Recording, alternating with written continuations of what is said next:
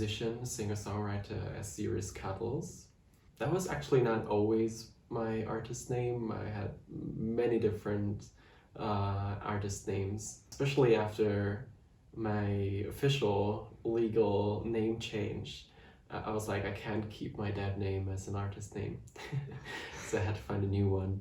And that was Serious Cuddles, which came from just something we talked about, that we are all in need of cuddles sometimes, and they have to be very serious if you had a very difficult day behind you. So I legally changed my name, and with that came changing my artist name. My artist name actually was my dad's name.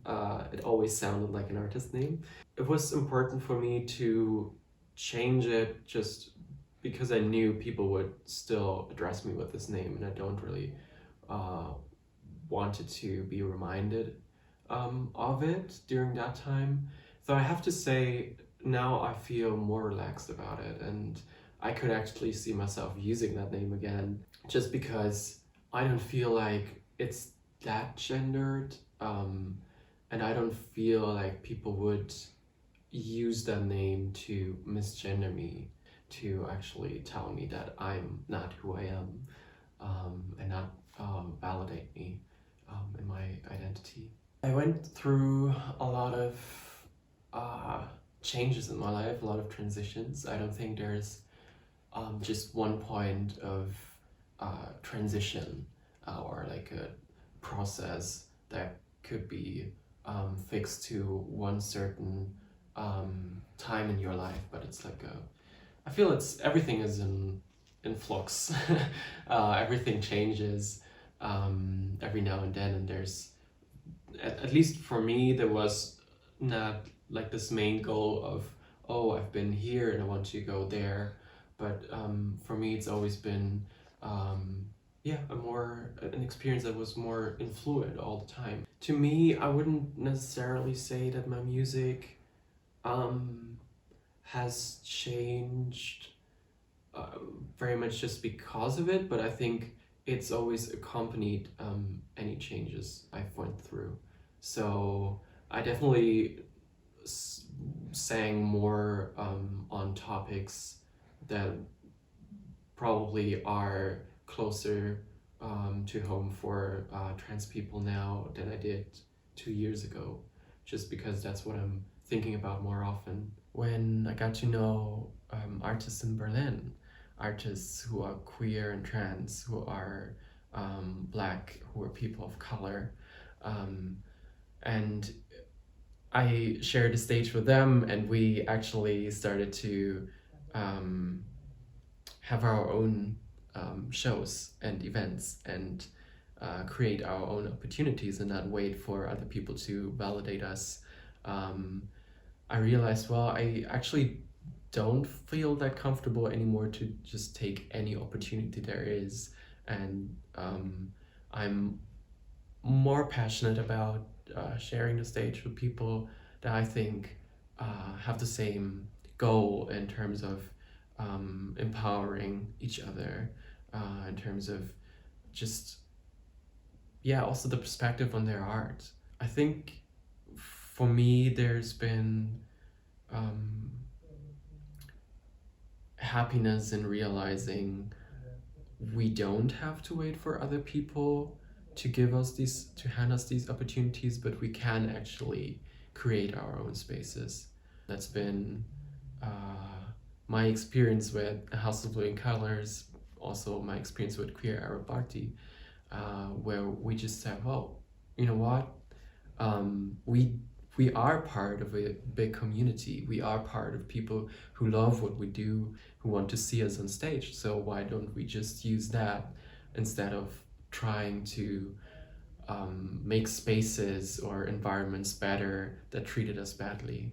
To me, being in drag gave me the opportunity to just work more on my music again, and how I want to translate my music into an experience on stage, and how I want to use my music working together with the audience, and to think more about actually what I want to do with my music. What's like, what kind of emotion am I trying to achieve through the sounds I'm using or through the story I'm telling. There was more freedom for me to do that in drag, I think, mainly because I felt like I didn't have to be some vague, authentic self that's always been talked in neoliberal environments, like, be your authentic self. It was just like, well,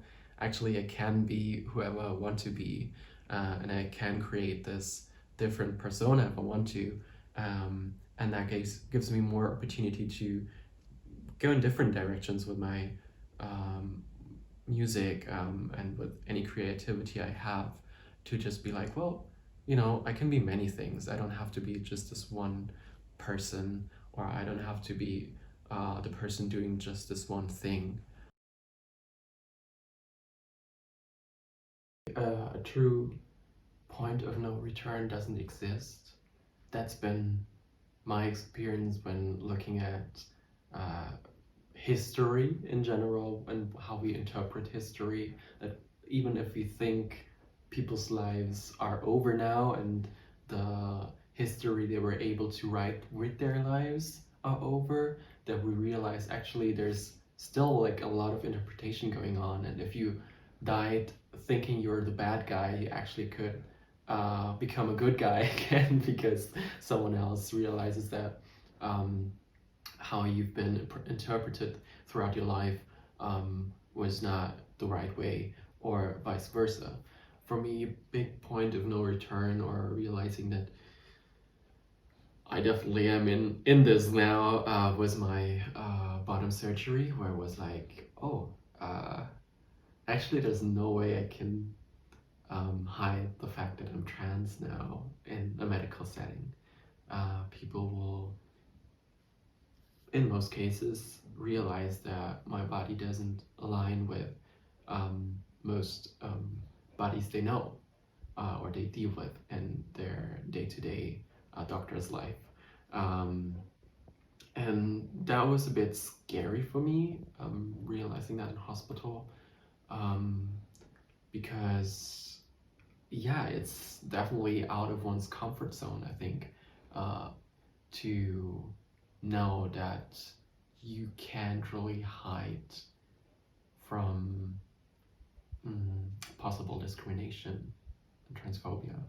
But it's also a well of strength to know that there's no way to hide, so you just have to make the best out of it, and even give even less fucks about everything and about how you're perceived, and what other people think, because there's no way you're gonna fool them anyways, so you can just be who you are. And there's more freedom in that than trying to be someone you're not all the time.